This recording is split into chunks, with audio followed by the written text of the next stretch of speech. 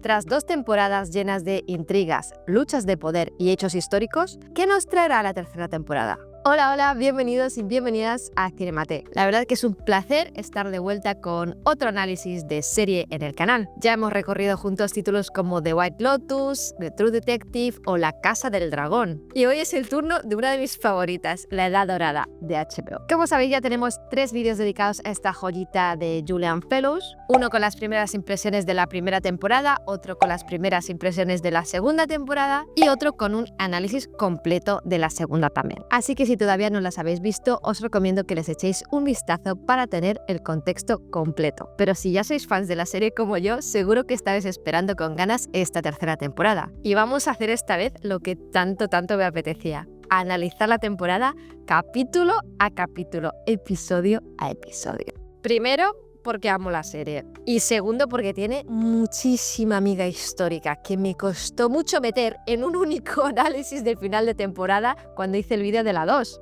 Bueno, sin más dilaciones, vamos allá. Pero antes, acuérdate de suscribirte y darle a la campanita de notificaciones para no perderte todos los análisis de esta temporada. El primer capítulo de la tercera temporada se titula ¿Quién manda aquí? Y es un título muy bien elegido porque la trama gira en torno a un cambio fundamental en el equilibrio de poder dentro de la casa Van Ryn. Después de los eventos del final de la segunda temporada, Agnes Van Ryn ya no es la figura de autoridad indiscutida que solía ser. Su hijo Oscar ha dilapidado su fortuna y ahora es su hermana Ada quien inesperadamente ha heredado una considerable suma tras la muerte de su esposo, el señor Forte. Y esto invierte por completo en la dinámica que conocíamos. Ada, siempre sumisa y callada, empieza a tomar decisiones, o al menos a intentarlo. Pero no es un cambio de poder tan simple, lo que vemos es una lucha sutil, tensa entre las dos hermanas. Dan órdenes contradictorias a los criados.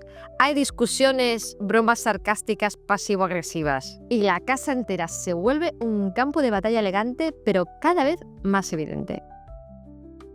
Agnes, a pesar de haber perdido su posición, no está dispuesta a ceder el control moral ni social. Y Ada, con su nueva seguridad económica, quiere dejar de ser la eterna hermana menor y comenzar a ejercer su voluntad. El resultado es un tira y afloja fascinante que pone en juego no solo el futuro de la casa, sino también sus propias identidades. Un momento importante es el inesperado nuevo propósito de Ada, que la lleva a sumarse al movimiento de la templanza. Bueno, ¿esto qué es? Puede parecer un detalle menor, pero en realidad está lleno de peso histórico, tensión dramática y un comentario social, en la mejor tradición de Julian Fellowes, quien siempre utiliza a sus personajes ficticios para darnos clases de historia. Para entender mejor el gesto de Ada, primero hay que saber qué fue el movimiento de la templanza. En el siglo XIX, especialmente en ciudades como Nueva York, miles de mujeres, en su mayoría protestantes de clase media y alta, se organizaron para luchar contra lo que veían como uno de los grandes males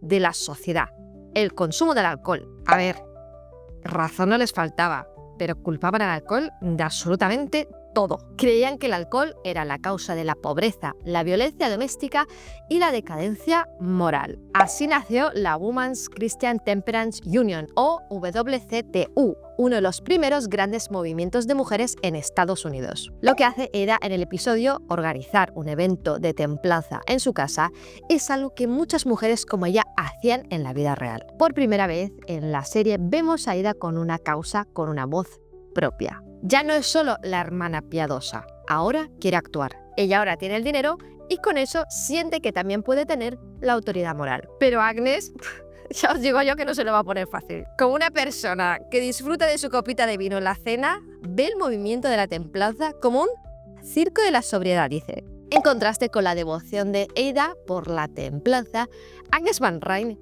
deja en claro que prefiere enfocarse en una causa distinta: el sufragio femenino. Cuidado, ¿eh? En un momento clave del episodio menciona su simpatía hacia la AWSA, la American Women Suffrage Association. Una vez más tenemos momentazo histórico que personalmente me encantó, ya que el tema del sufragio femenino me apasiona. En aquella época en Estados Unidos había 2 asociaciones por el sufragio femenino. La AWSA fue fundada en 1869 por figuras como Lucy Stone y se caracterizaba por una postura más moderada y legalista. mientras que la NWSA, National Women's Suffrage Association, liderada por Susan B. Anthony y Elizabeth Cady Stanton, tenía un enfoque más radical y federalista. Vemos aquí entonces cómo Agnes no se involucra en causas emocionales como la templanza, que muchas veces nacían del impulso moral. En cambio, opta por el sufragio, una causa con implicaciones más directas en la redistribución del poder real. El sufragio es para Agnes un camino hacia una participación concreta en la vida política. Además, alinearse con la AWSA frente a la NWSA también indica su preferencia por cambios ordenados desde dentro del sistema en vez de gestos idealistas y radicales. Esta elección no es casual ni menor. Define su carácter como una mujer tradicional, eso ya lo sabíamos, pero no conservadora en lo esencial. Puede no querer perder su posición social, pero sí reconoce la necesidad de que las mujeres tengan herramientas políticas reales. Y esto, paradójicamente, la acerca a su rival más importante, la señora Bertha Russell, que sueña con casar a su hija Gladys con el duque de Buckingham. ¿Para qué? Para poder influir en la política. Pero ya llegaremos a eso.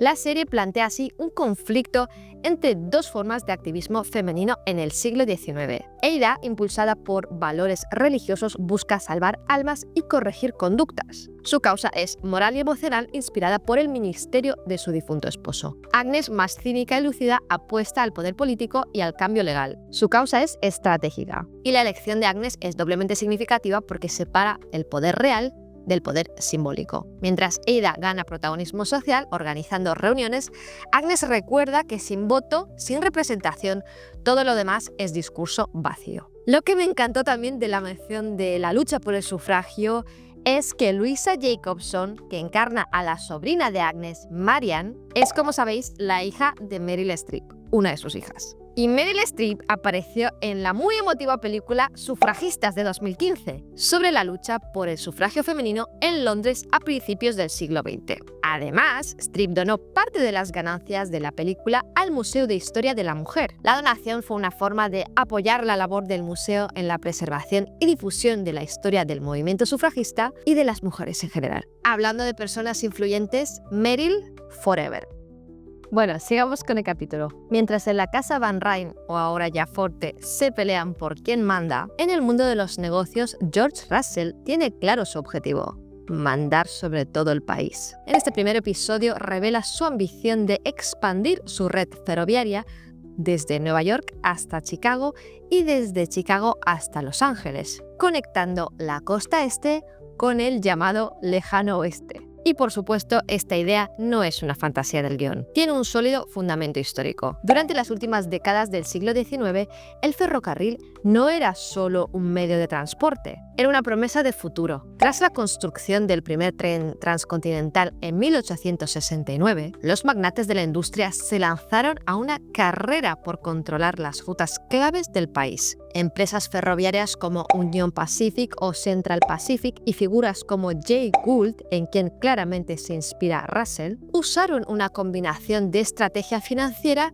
presión política y adquisición agresiva de tierras para ampliar sus dominios sobre rieles. Russell lo sabe, quien controle los caminos del país controla su economía, y por eso no duda en buscar nuevas tierras para construir estas líneas, aun si eso significa enfrentarse a políticos, campesinos o competidores. Fijaos la importancia que ya le dan igual hasta las minas, solo quiere las tierras para construir esas vías. El plan de conectar Nueva York con Chicago y luego con Los Ángeles refleja los grandes proyectos que de hecho ocurrieron en la realidad. Entre 1870 y 1890, la red ferroviaria de Estados Unidos se cuadruplicó. Se dice pronto. Chicago se convirtió en el mayor centro ferroviario del mundo y Los Ángeles, gracias al tren, dejó de ser una ciudad secundaria para convertirse en un polo de inmigración, comercio y especulación inmobiliaria. ¿A qué os suena esto?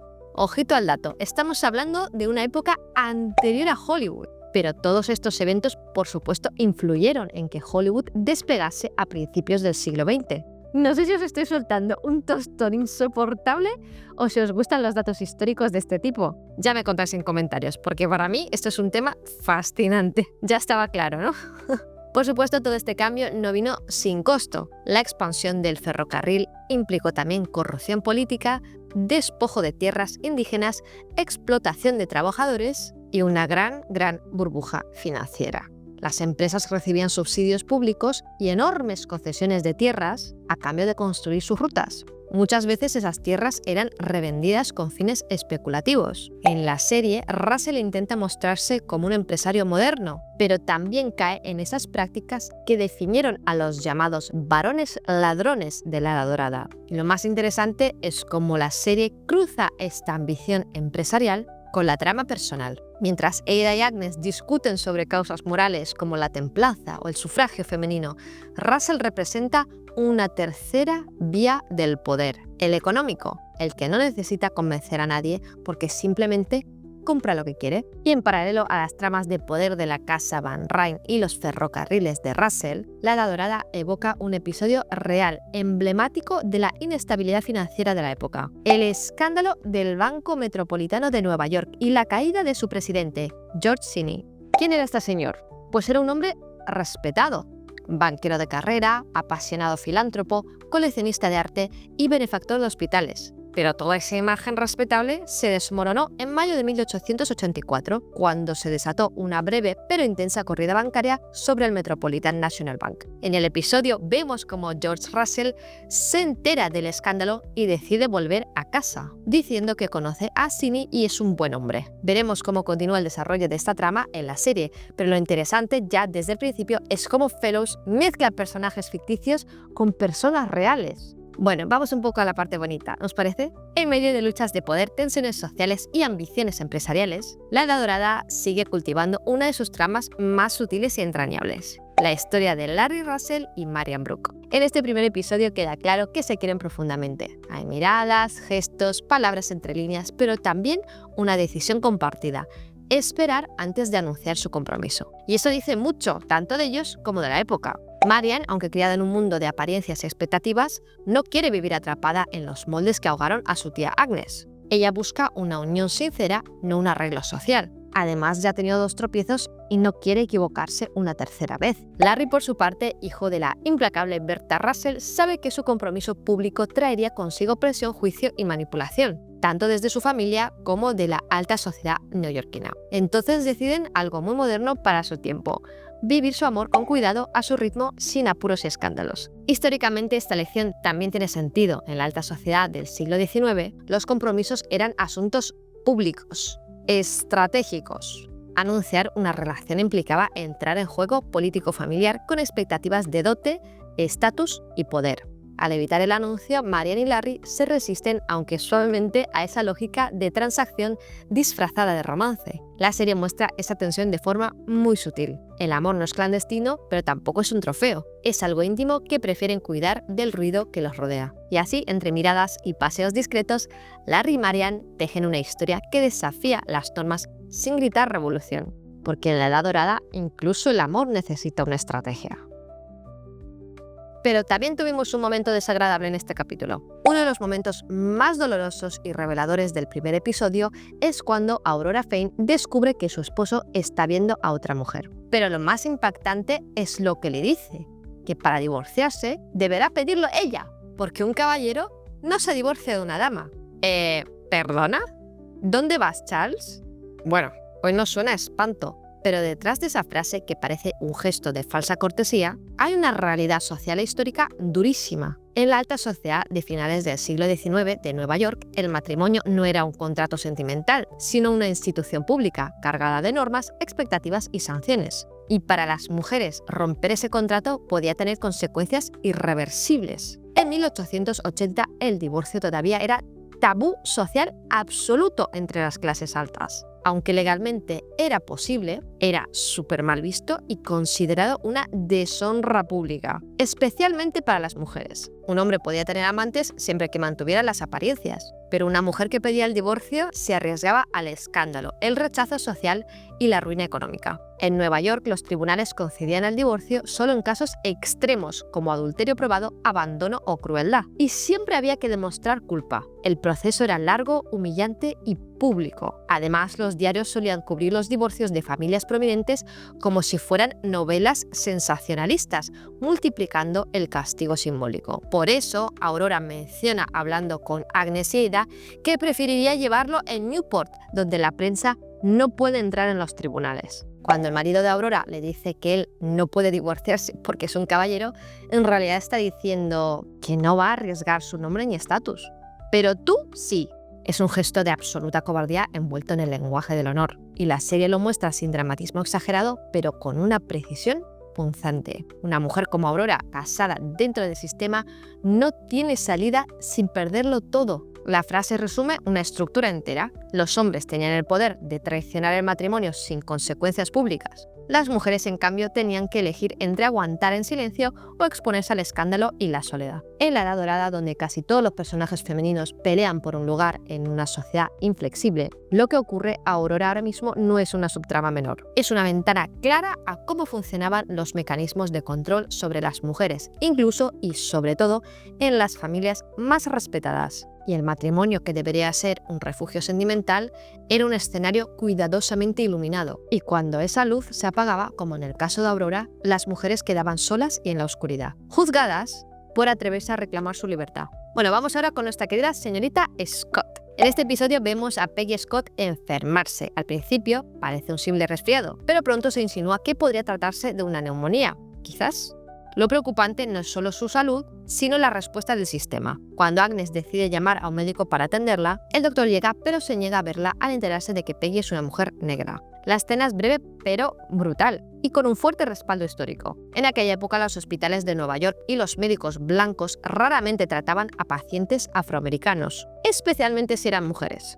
¡Qué raro! La segregación médica no era ley, pero sí una norma social. Muchos médicos blancos se negaban activamente a atender pacientes negros, sobre todo si su presencia podía incomodar a la clientela blanca o poner en riesgo su reputación. En ese momento existían muy pocos médicos afroamericanos y los que ejercían lo hacían en comunidades específicas o a través de clínicas segregadas con recursos limitados. Las creencias pseudocientíficas de la época también alimentaban el prejuicio. Se decía que las personas negras soportaban mejor el dolor o eran menos delicadas. Unas ideas horribles y discriminatorias. Veremos cómo sigue la evolución de Peggy porque, como sea neumonía, tiene muy mala pinta. La neumonía era una de las principales causas de muerte en el siglo XIX, incluso para personas jóvenes. Sin antibióticos, el tratamiento era reposo, calor y líquidos. Sin atención médica temprana, la enfermedad podía avanzar rápido, especialmente en invierno, y convertirse en una sentencia de muerte. En este contexto, la negativa del médico no es solo un acto de discriminación, es una forma de violencia estructural. Está dejando que Peggy corra peligro de muerte por el color de su piel. En esa omisión, la serie muestra que el racismo no solo vive en los actos, sino también en los silencios y en la pasividad de quienes podrían usar su poder para marcar una diferencia, y no lo hacen. La verdad es que al principio me entró un poco de miedo porque Julian Fellowes nunca ha tenido miedo de despojarse de personajes muy queridos en Downton Abbey, así que ¿por qué iba a tenerlo ahora? Pero la verdad es que he visto un trocito del tráiler, porque ya sabéis que no me gusta ver trailers para no hacerme spoiler, pero sí que he visto un trocito y he visto que introducen un nuevo interés amoroso de Peggy, así que me he quedado más tranquila. Bueno, vamos a ver ya por último la tensión de Gladys y Berta. En este primer episodio, la serie expone con claridad un tema central en la Edad Dorada: el matrimonio como instrumento de poder y alianza social. Berta Russell, la implacable matriarca, quiere casar a su hija Gladys con el duque de Buckingham, una figura aristocrática influyente en política, arte y cultura. Este matrimonio, por supuesto, no sería una unión sentimental, sino un movimiento calculado para fortalecer la posición de los Russell en las esferas más altas del poder transatlántico. Históricamente, los matrimonios entre las élites estadounidenses y la nobleza europea no eran infrecuentes en el siglo XIX y principios del siglo XX. Muchas familias ricas de Estados Unidos, conocidas como los nuevos ricos o la clase industrial y emergente, buscaban legitimarse socialmente a través de alianzas matrimoniales con aristócratas europeos, quienes a su vez necesitaban inyecciones de capital para mantener sus extensas propiedades. Estas uniones a menudo implicaban un precio personal muy alto para las hijas. sacrificio de la libertad, renuncia a los afectos verdaderos y sometimiento a las expectativas rígidas de ambas familias y la sociedad. En muchos casos, las mujeres debían adaptarse a una vida extranjera, enfrentarse a protocolos estrictos y ceder su voluntad al patriarcado y las estructuras de poder dominantes. Gladys, sin embargo, está enamorada de Billy, un hombre fuera de esa esfera aristocrática,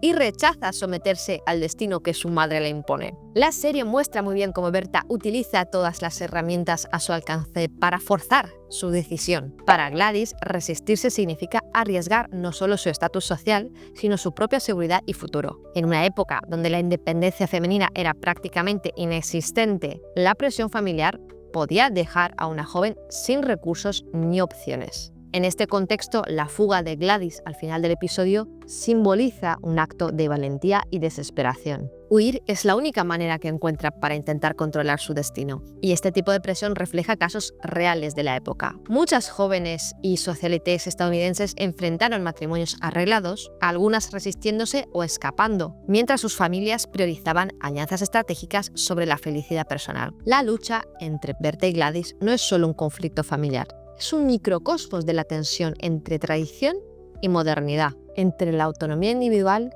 y la presión social. Al fin y al cabo, en la alta sociedad, el matrimonio era un tablero de ajedrez, donde se movían piezas con nombres, fortunas y títulos. Este primer episodio de la tercera temporada de La Edad Dorada ha sido sin duda muy prometedor. Nos ha devuelto al universo inconfundible de Julian Fellowes, un mundo de preciosos trajes de época, deslumbrantes lámparas de araña y un lujo desbordante que cautiva tanto por su belleza como por su tensión social. Entre intrigas familiares, luchas por el poder y secretos personales, la serie mantiene viva esa combinación perfecta de elegancia y drama que tanto nos gusta. Queda claro que esta nueva temporada nos reserva mucho más por descubrir y analizar. Nos quedamos con ganas de seguir explorando esas dinámicas complejas y ese detallismo histórico que hace de La Edad Dorada una joyita de HBO. Contadme en comentarios si os ha gustado este primer episodio y acordaros de suscribiros al canal y darle a la campanita de notificaciones para no perderos los próximos análisis. Nos vemos en el siguiente.